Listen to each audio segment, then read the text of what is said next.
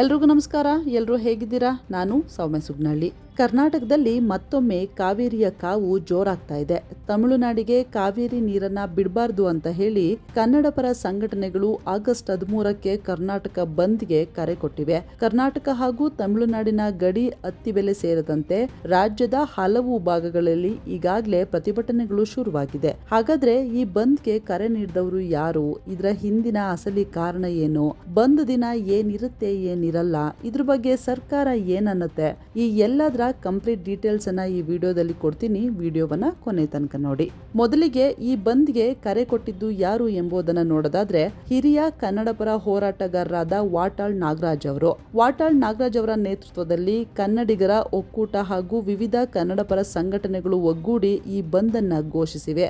August 13ರ ಗುರುವಾರ ಬೆಳಗ್ಗೆ 6 ಗಂಟೆಯಿಂದ ಸಂಜೆ 6 ಗಂಟೆಯವರೆಗೆ ಕರ್ನಾಟಕ ಬಂದ್ ಆಗಲಿದೆ. ಕೇವಲ ಕನ್ನಡ ಪರ ಸಂಘಟನೆಗಳು ಮಾತ್ರವಲ್ಲದೆ ಕರ್ನಾಟಕ ಚಲನಚಿತ್ರ ವಾಣಿಜ್ಯ ಮಂಡಳಿ, ಹೋಟೆಲ್ ಮಾಲೀಕರ ಸಂಘ, ಲಾರಿ ಮತ್ತು ಆಟೋ ಚಾಲಕರ ಒಕ್ಕೂಟ, ವಿವಿಧ ರೈತ ಸಂಘಟನೆಗಳು ಈ ಬಂದ್ಗೆ ಬೆಂಬಲವನ್ನ ಸೂಚಿಸಿವೆ. ಈ ಬಂದ್ಗೆ ಪ್ರಮುಖವಾಗಿ 2 ಕಾರಣ. ಒಂದು, ಕಾವೇರಿ ನೀರು ಬಿಡುಗಡೆಗೆ ವಿರೋಧ. ಕಾವೇರಿ ನೀರು ನಿರ್ವಹಣಾ ಪ್ರಾಧಿಕಾರ ಹಾಗೂ ಸಮಿತಿಯ ಆದೇಶದಂತೆ ಕರ್ನಾಟಕದಲ್ಲಿ ಕುಡಿಯುವ ನೀರಿಗೆ ಸಮಸ್ಯೆ ಇದೆ. ಮಳೆಯಾಗದೆ ರೈತರ ಬೆಳೆಗೂ ನೀರಿಲ್ಲ.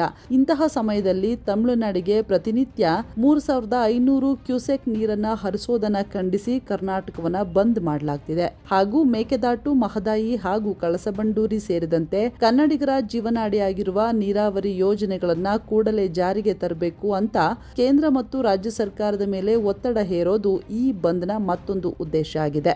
ಈ ಹೋರಾಟದಲ್ಲಿ ಮೇಕೆದಾಟು ಯೋಜನೆಯನ್ನ ಕೈಗೆತ್ತಿಕೊಳ್ಳಿ ಎಂಬುದೇ ಮುಖ್ಯ ಬೇಡಿಕೆ. ಹಾಗಿದ್ರೆ ಈ ಮೇಕೆದಾಟು ಯೋಜನೆ ಅಂದ್ರೆ ಏನು ಅನ್ನೋದನ್ನ ಮೊದಲು ತಿಳ್ಕೋಬೇಕು. ರಾಮನಗರ ಜಿಲ್ಲೆಯ ಕನಕಪುರ ತಾಲೂಕಿನ ಬಳಿ ಕಾವೇರಿ ಮತ್ತು ಅರ್ಕಾವತಿ ನದಿಗಳು ಸಂಗಮಿಸುವ ಜಾಗ ಮೇಕೆದಾಟು ಎಂಬಲ್ಲಿ ಒಂದು ದೊಡ್ಡ ಜಲಾಶಯವನ್ನ ಅಥವಾ ಡ್ಯಾಮ್ ಅನ್ನ ಕಟ್ಟಬೇಕು ಎಂಬುದೇ ಮೇಕೆದಾಟು ಪ್ರಾಜೆಕ್ಟ್. ಈ ಯೋಜನೆಗೆ ತಮಿಳುನಾಡು ಸರ್ಕಾರ ತೀವ್ರ ವಿರೋಧವನ್ನ ವ್ಯಕ್ತಪಡಿಸ್ತಾ ಬಂದಿದೆ. ಯಾಕಂದ್ರೆ ಮೇಕೆದಾಟು ಅಣೆಕಟ್ಟು ನಿರ್ಮಿಸಿದ್ರೆ ತಮಿಳುನಾಡಿಗೆ ಹೋಗುವ ಕಾವೇರಿ ನೀರಿನ ಪ್ರಮಾಣ ಕಡಿಮೆಯಾಗುತ್ತೆ ಎಂಬುದು ತಮಿಳುನಾಡಿನ ವಾದ.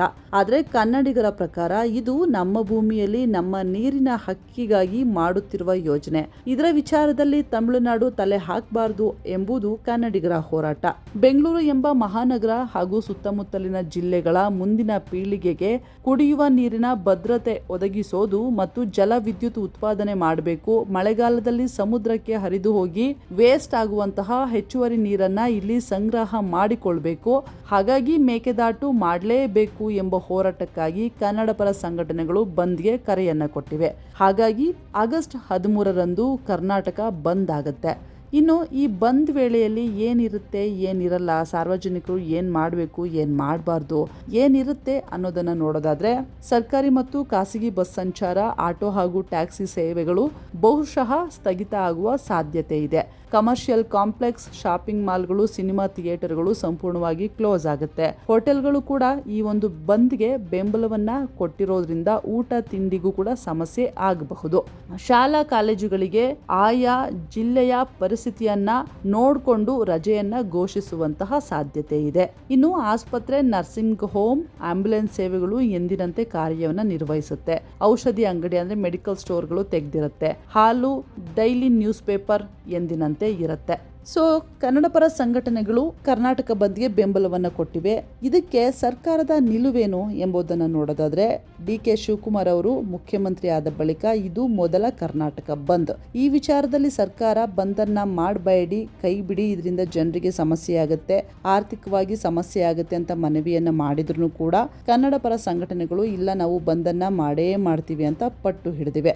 ಈಗಾಗಲೇ ಬಂದ್ ಪೂರ್ವಭಾವಿ ಪ್ರತಿಭಟನೆಯನ್ನ ನಡೆಸ್ತಾ ಇದ್ದು ಕರ್ನಾಟಕ ತಮಿಳುನಾಡಿನ ಗಡಿಭಾಗ ಅತ್ತಿಬೆಲೆಯಲ್ಲಿ ಪ್ರತಿಭಟನೆ ಜೋರಾಗಿತ್ತು. ಮೆಜೆಸ್ಟಿಕ್ನಲ್ಲಿ ತಮಟೆ ಚಳುವಳಿಯನ್ನು ಕೂಡ ಮಾಡಿದ್ರು. ರಾಜ್ಯದ ಬೇರೆ ಬೇರೆ ಭಾಗದಲ್ಲಿ ಪ್ರತಿಭಟನೆಗಳು ನಡೀತಾ ಇವೆ. ಕಾವೇರಿ, ಕಬಿನಿ, ಹಾರಂಗಿ, ಹೇಮಾವತಿ ಜಲಾಶಯಗಳು ನಮ್ಮದು, ಯಾವುದೇ ಕಾರಣಕ್ಕೂ ತಮಿಳುನಾಡಿಗೆ ನೀರನ್ನ ಬಿಡಬಾರ್ದು ಅಂತ ಒತ್ತಾಯವನ್ನ ಮಾಡ್ತಿವೆ.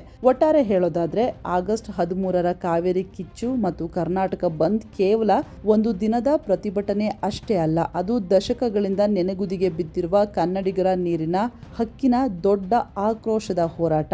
ಈ ಬಂದ್ ಸರ್ಕಾರದ ಮೇಲೆ ಯಾವ ರೀತಿಯಾಗಿ ಪರಿಣಾಮ ಬೀರುತ್ತೆ, ಅಂದು ಪರಿಸ್ಥಿತಿ ಹೇಗಿರುತ್ತೆ ಎಂಬುದನ್ನ ಬಂದ್ ದಿನವಷ್ಟೇ ನಾವು ನೋಡಬೇಕಾಗತ್ತೆ. ಸೊ ಆಗಸ್ಟ್ 13ಕ್ಕೆ ಕರ್ನಾಟಕ ಬಂದ್ ಮಾಡಬೇಕಾ ಬೇಡವಾ, ನಿಮ್ಗೇನು ಅನಿಸುತ್ತೆ ಕಮೆಂಟ್ ಮಾಡಿ. Thank you video ನೋಡಿದ್ದಕ್ಕಾಗಿ.